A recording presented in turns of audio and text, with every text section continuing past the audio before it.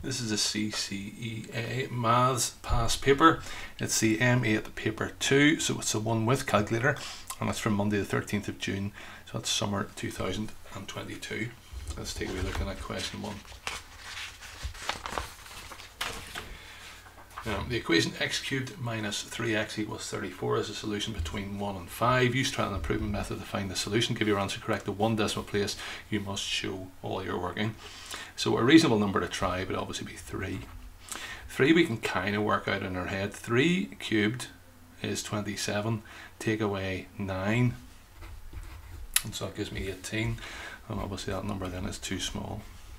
Of course your calculator's allowed for this, so there's no issue. Let's try the next number up. So we're going to try 4. 4 cubed is 64. And we're then going to take away 3 4s, which is 12. So 64 take away 12 gives us 52.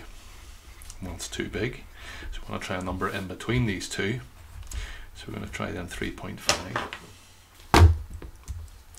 3.5 cubed. Take away 3 times 3.5 equals 32.375, so we're getting close. 32.375, and that one's too small. Try the next number up, 3.6.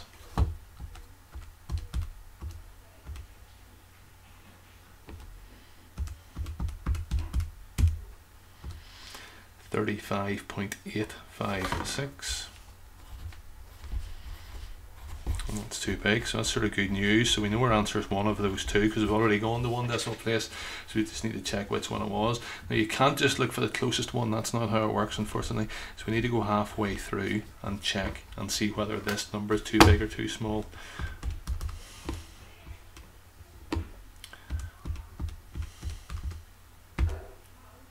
$34.088.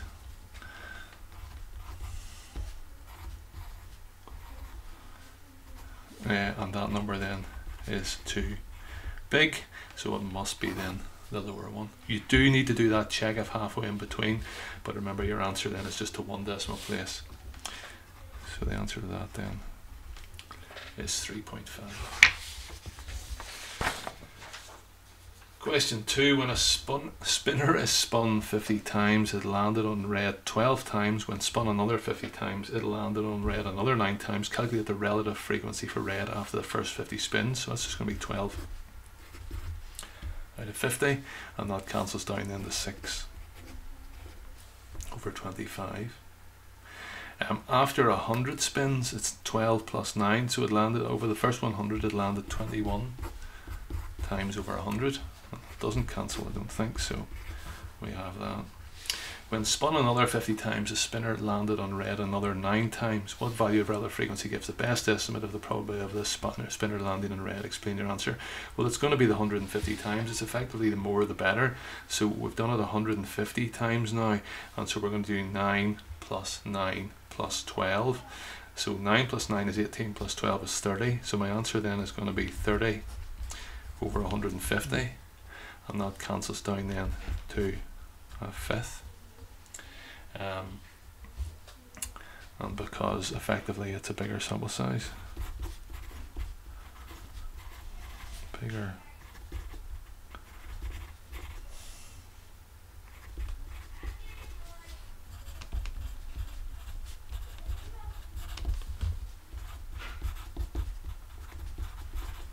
Gives best estimate. The spinner landed in yellow 40 times in the first 100 spins. Estimate the probability for the spinner landing in yellow. So that'll be then 40 over 100. That's 4 over 10, and that cancels down then to 2/5. Estimate how many times the spinner will land in yellow in 300 spins. So you can either do 300 times 2/5. That gives us 120. Or you know it goes 40 in 100. So in 300 it's going to be 3 times that. In which case then it would still be 120.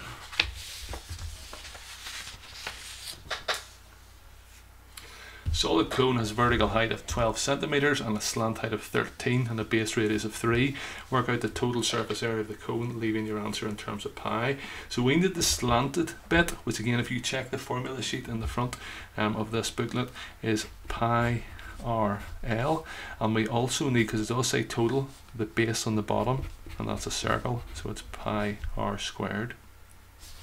So that's our surface area. So that's going to be pi times 5 times 13 plus pi times 5 squared.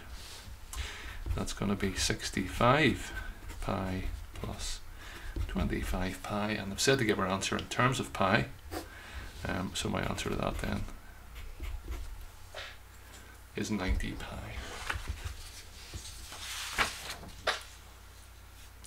The following linear inequalities represent a closed region. By drawing straight line graphs and shading, show this region on the graph below, label the region R. So we need to change these into lines, so we're going to go x plus y equals 3. Now we could rearrange that if you want, and go y equals minus x plus 3, find your gradient and y-intercept and plot it on, or if you want, just pick some points at work. So the point 1 and 2 give 3, so that's 1, 2 there. The point 3 and 0, point 0 and 3, and 1 and 2, so you can kind of see the shape. So either of those two methods are totally fine to work that out. So that's going to be our first line that we're dealing with.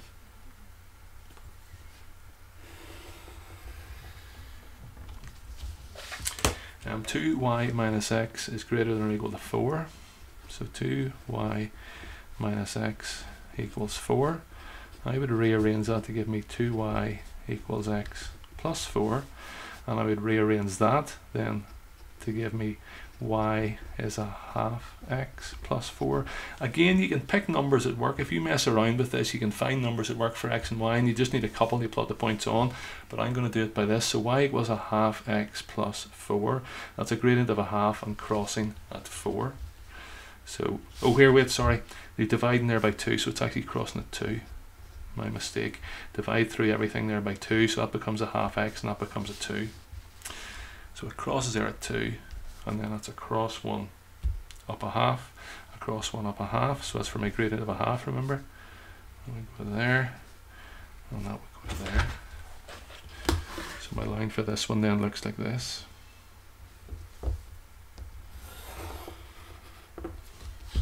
And then my final one is y is less than or equal to 5. So I'm going to plot the line y equals 5, and for that then we know we just want below it. So I'm going to shade the area that it's not for each of these. Y is less than or equal to 5, so I want below, so I'm getting rid of above. X plus y is greater than or equal to 3, so I want the bit above, so I don't want below. Now with that one, people are sometimes not convinced that that's going to give you the right area, but if you want, kind of pick a couple of points that are definitely in that. If you want to pick a point 2, 4, and substitute it into this, 2 plus 4, so 6 is definitely greater than or equal to 3, so it means this area is true and this area is false. You can do that for any of them. And here 2y minus x is greater than or equal to 4, so we want above it and we don't want below it. So it says to label that region R, so that's my region R. Hence work out the maximum value of 3x plus 2y in this region. So we effectively got to pick points here and see what they give us. So let's pick a random point. The point 24 is definitely in there, so let's check and see what it gives. That is x is 2 and y is 4, so that means 3x plus 2y would be 6 plus 8, and that is 14. So our maximum so far is 14. Can we get something bigger? And if you mess around with a few points, you'll see you're trying to get the biggest x and the biggest y, obviously, and that's going to make the numbers bigger. And the biggest we have here, because they're all less than or equal to, it means we can be on the actual line there. And so that's going to be the points 6 and 5. So we're going to have x is 6 and y is 5. 3x plus 2y. That is going to give me then 18 plus 10, so my biggest value I can get out of that is going to be 28.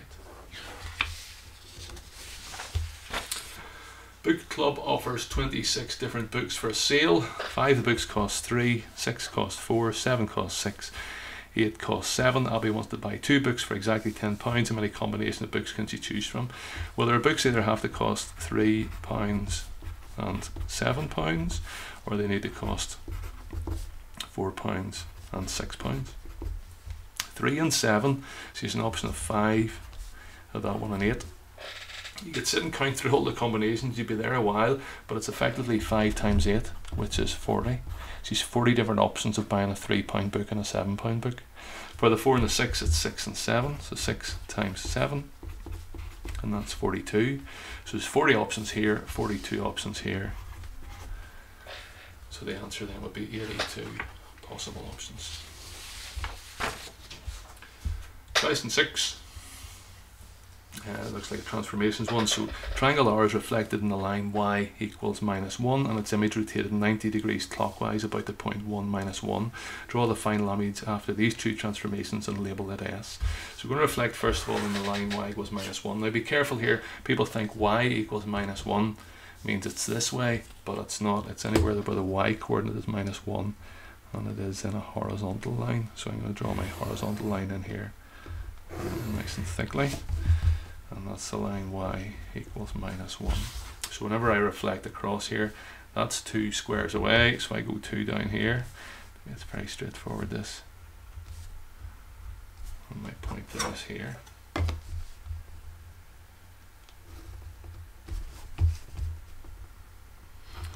Then it asks us to rotate it about the point 1 minus 1. So there's 1 minus 1 there, and I need to rotate this clockwise, so it's going to be going that way. Now some people can just picture where it goes, the thing, but of course you can just ask for tracing paper in these exams. So if you ask for tracing paper, do it on like that, and then we draw on this shape here. If you can do it vaguely accurately, it definitely helps, and it makes it easier whenever you're rotating around. This one's not too bad. We kind of have that, and then I'm putting my pencil on the point of rotation, and then we'll rotate it around clockwise 90 degrees. You'll see straightforwardly enough, I think, where the 90 degrees comes in. So that's 90 degrees there, and we can see then where their new shape is. So it's effectively along there. So that all looks right to me, and so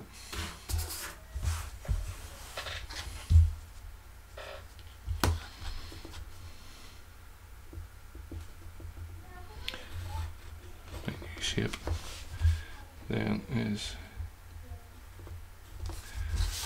this one here. It says then to label this one S. I'm going to do S. Describe fully the single transformation which maps R onto S. So I don't know if you can see this. We're looking to see how we get from there to there in one transformation. It's sometimes easier if you rotate it around. The camera doesn't get in the way. I can see it. That's just a reflection in that diagonal line. So let's line up our diagonal.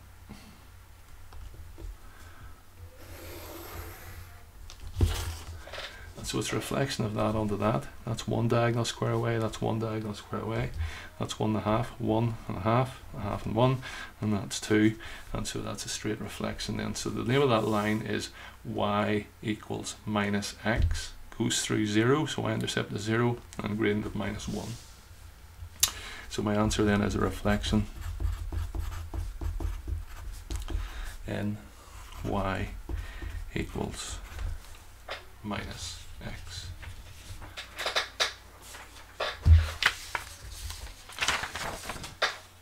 Question 7. A box contains 5 10p coins and 4 20p coins. One is taken at random from the box and not replaced. A second coin is taken at random from the box. Complete the tree diagram below. So we have 5 and 4, so there's a total of 9. Probably have a 10p coin getting taken first of all is going to be 5/9, and here then we had 4/9. Another 10p coin, so there's one fewer now. There's only 4 left, and there's one fewer in the thing, so it's 4/8. We'll just leave that as an 8 for the minute. I know it does cancel down to a half. Here then there's still 4 of these, and that's 8 as well. Here we've taken out a 20p coin, so there's still 5 10p coins, and that then would be 5 out of 8. And here we've taken out a 20p coin, so there's only 3 left, and that's 3 out of 8. Part B, what's the probability that the two coins taken have the same value as each other?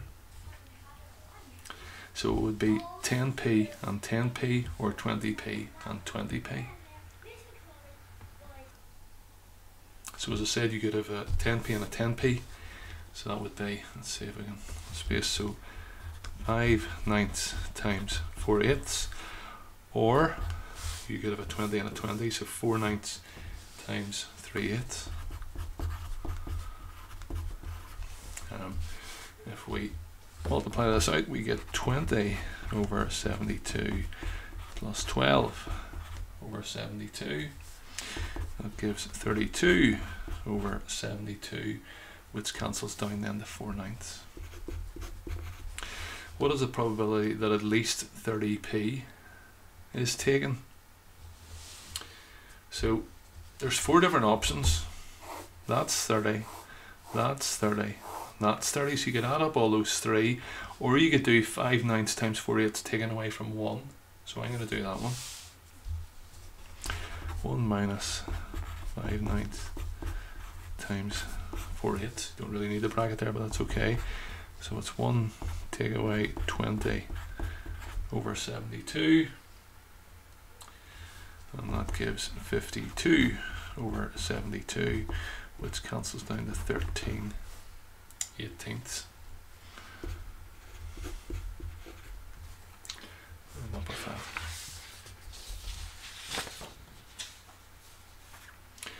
A container of radioactive waste with an initial radioactivity of 100 is buried deep underground. It decays by 5% each year. After T years, its radioactivity A is given by the equation 100 times 0.95 to the power of T. Complete the following table using to draw the graph of A against T on the grid below. Okay, if we put in 0 to here, 0.95 to the power of 0, anything to the power of 0 is 1, so 100 times 1, that gives me 100. Here then, 0.95 to the power of 5, 0.95 to the power of 5 equals, I'm going to times that by 100, 77.37. So we'll just go whole numbers here, so 77, 10, 0.95 to the power of 10. Again, if you times that by 100, it's quite obvious what it's going to be once you times it by 100. I'll go 60. 15.95. If you could see this a bit better, so 0.95 to the power of 15 equals, if it times that by 100, I'm going to get 46. 0.95 to the power of 20 times by 100, I get 36. 0.95 to the power of 25, I'm going to get 28. 0.95 to the power of 30, I'm going to get 21. So let's plot these points. 0, it's at 100. 5, it's at 77, so let's get our keys right here. So each one of these wee squares is 2. So we have that. 10 is 60. 15 is 46. 20 is 36. 25 is 28. And 30 then is 21. I'm going to try and do a smooth curve. I always think it's easier if you can rotate this round. It kind of goes in the way of your hand. And we'll try and get as smooth a line as we can. So that's not awful. Not great, but it's not awful. And that's what we're looking for. So that gives you 4 marks in for that. The formula is quite awkward to put in there, but hopefully that makes sense, okay? And then to part B. The half-life of a radioactive substance is defined as the time taken for the radioactivity of the material to decay to half its initial value. Use your graph to estimate the expected half-life of this container of radioactive waste. So how long does it take then to get from 100 down to 50? So we're going to go across then at 50.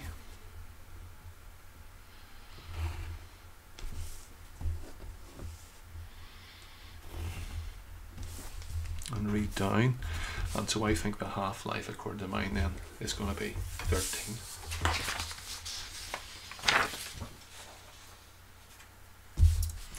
So my half-life then is 13. Okay. Simplify 3a to the power of 5b to the power of minus 1 all cubed. Well, we want to cube each of the things there, so what people forget is the 3 needs cubed in as well. So 3 cubed is going to be 27. A to the power of 5 cubed is a, then to the power of 15 we multiply our 2 powers then, and then b to the minus 3. And so we have that. X to the power of half divided by x to the power of 3 over 2. So these are two things that are divided, so we subtract the powers. A half take away 1.5 gives me minus 1. So that's x to the minus 1. And if you want, you can write that then as 1 over x. I think it'll accept either of those two answers.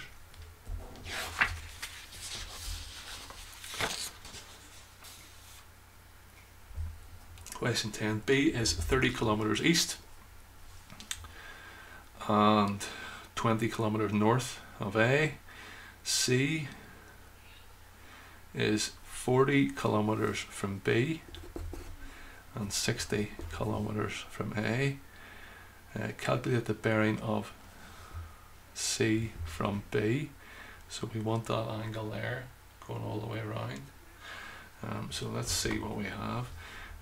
B is 30 kilometers east, so that's going to be 30, and that's going to be 20. I wonder, does it help us then?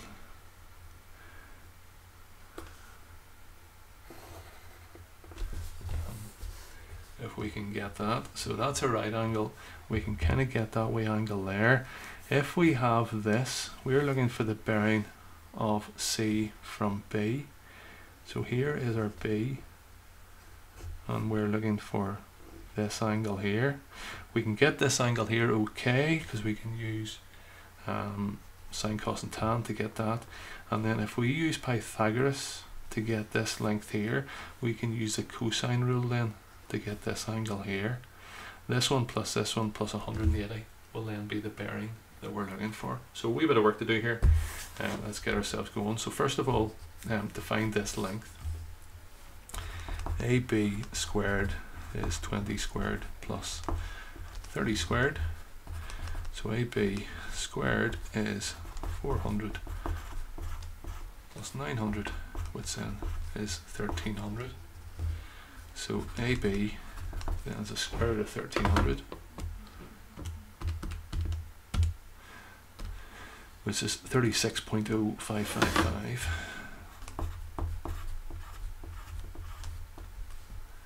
Okay, and then if we can work out our angle here, so let's label this. There's my angle, let's call that x. That's the opposite and that's adjacent, so we're going to use tan.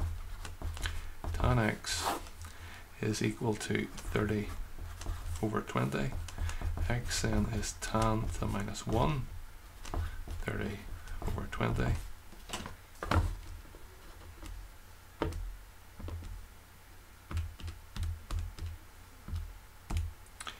And that gives me 56.3099.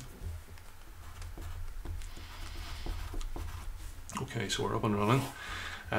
Here then, that is 36.055, and I'm going to use the cosine rule then to work out this here and try and rearrange it.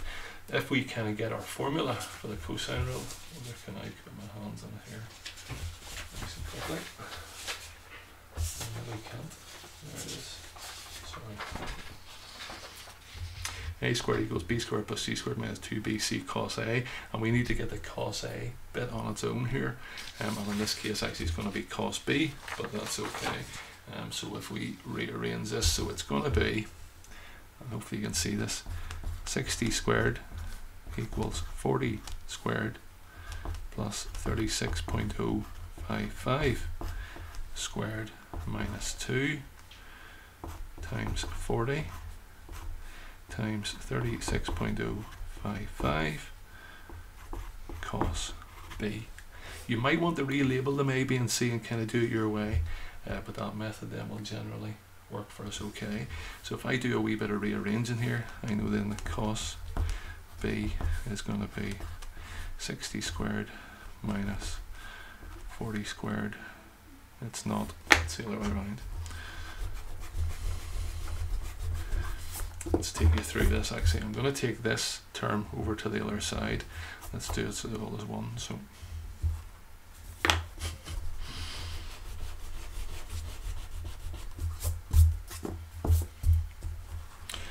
240 36.055 cos b. So I've taken this one term over to this side, is equal to 40 squared plus 36.055 squared minus 60 squared, and then cos b is going to be, so let's work out this sum here. Remember 36.055 squared, we actually know that, that's going to be 1300. So it's going to be 1600 plus 1300, take away 3600, so that's going to be minus 700 in the top. And on the bottom, 36.055 multiplied by 40 multiplied by 2 .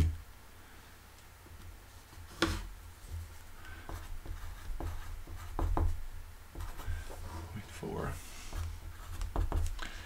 B then is cos to minus 1. G is 4.4.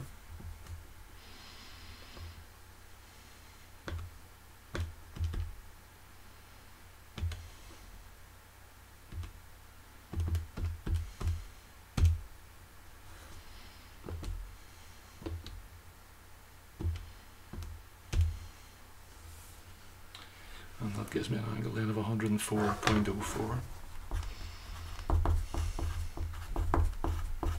So let's see what we'll find out here eventually. That's 104.04. This here we worked out to be 56.039, and we want the bearing. So the bearing goes from north all the way around here and ends up then with that. So my bearing is 180 plus 56.3099 plus 104.04, and that works out to be 340 degrees.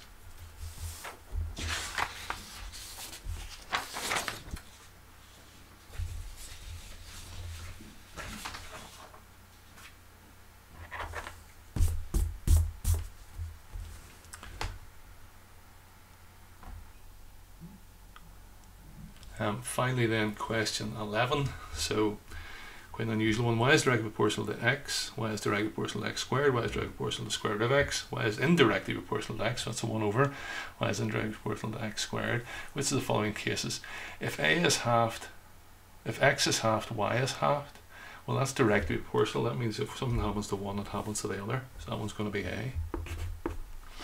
If x is halved, y is doubled. So as one gets smaller, the other one then gets bigger.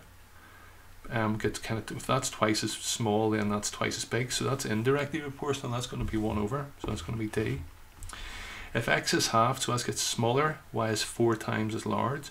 So if x is halved and y is doubled, then it's indirectly proportional.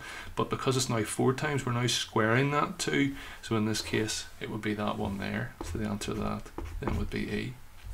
Which of A, B, C, D, or E is represented by the sketch of the graph below? Well, it's that shape there, and that isn't. So if it was directly proportional, it would be a nice kind of straight line going like that. But it is going up as the other one's going up, so it is, and it's directly proportional then to x squared. If you think about it, that's actually half of the graph of y equals x squared. It's kind of half of a parabola there almost. So my answer then to that one would be B.